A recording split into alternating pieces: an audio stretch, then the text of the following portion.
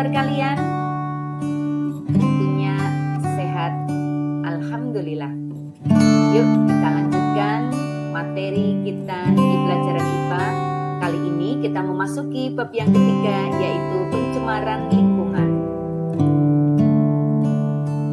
Pada bab pencemaran lingkungan dengan kompetensi dasar 3.8 menganalisis terjadinya pencemaran lingkungan dan dampaknya bagi ekosistem. 4.8 membuat tulisan tentang gagasan penyelesaian masalah pencemaran di lingkungannya berdasarkan hasil pengamatan.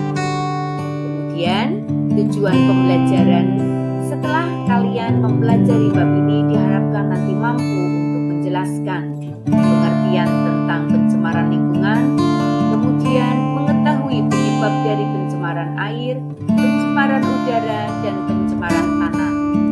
Berikutnya nanti kalian bisa untuk mengidentifikasikan dampak yang ditimbulkan dari adanya pencemaran, kemudian juga melakukan upaya pencegahan dan penanggulangan dari pencemaran lingkungan. Ya, inilah peta konsep yang akan kita pelajari pada bab yang ketiga mengenai pencemaran lingkungan yang meliputi pencemaran air, pencemaran tanah, dan pencemaran udara. Coba anak-anak, kalian lihat gambar yang ada di samping. Apa yang kamu pikirkan tentang gambar di situ? Ya, terlihat perairan, lautan yang penuh dengan sampah. Yang semestinya tidak demikian, tapi itulah yang terjadi saat ini. Lalu sebenarnya apa definisi dari pencemaran itu? Definisi dari pencemaran itu adalah proses masuknya polutan ke dalam suatu lingkungan sehingga menurunkan mutu lingkungan. Kalau kita kaitkan dengan gambar yang ada, bahwasanya lingkungan perairan itu sudah tercemar, menurunkan kualitas lingkungan air yang harusnya air itu jernih, bening, tidak berbau, tidak berasa, tapi lihat, tampaknya sudah tidak bening lagi, tidak jernih lagi karena banyak sampah yang berserakan. Ya, kita mulai dari peta konsep yang pertama, yaitu mengenai pencemaran air. Kalian bisa lihat anak-anak semua gambar yang ada. Ibu tampilkan dua buah gambar, yakni perairan dengan berbagai sampah plastik yang ada.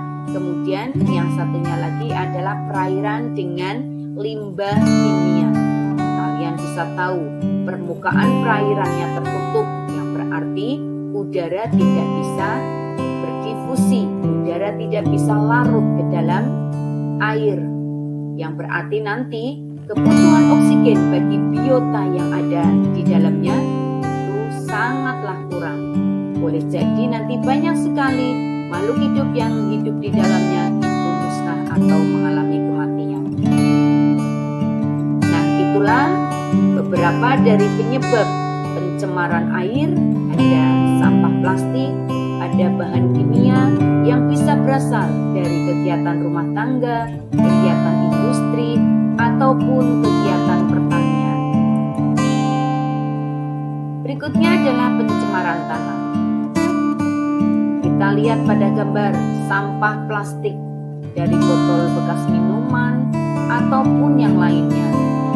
Jika sampah plastik itu terbuang secara tidak dikelola dengan baik, dia akan masuk ke dalam tanah dan akan menghambat aliran air yang menuju ke bawah tanah.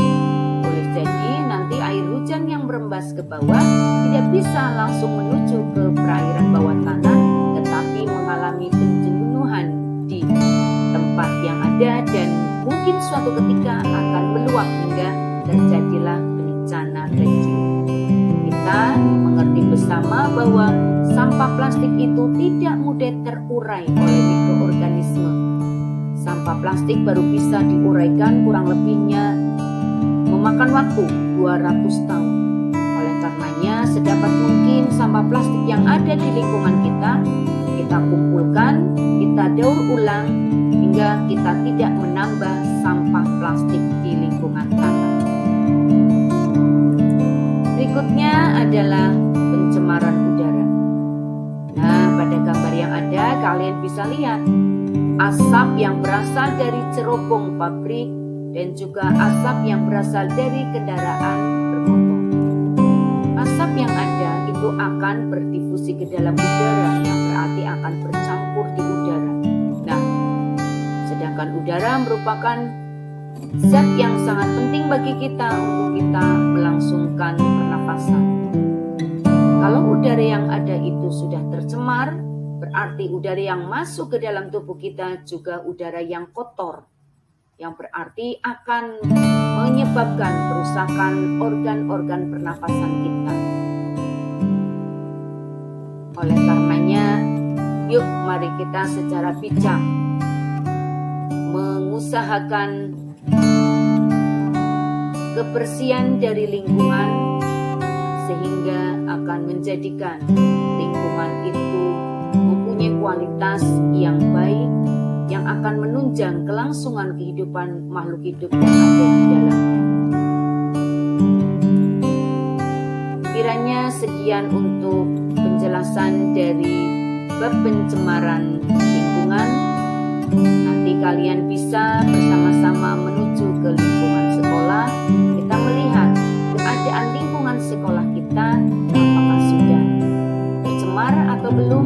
Kalian bisa mengamati sendiri. Kemudian nanti kalian bisa membuat sebuah artikel atau tulisan hasil dari pengamatan kalian sendiri.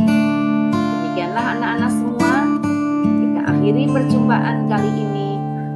Wassalamualaikum warahmatullahi wabarakatuh.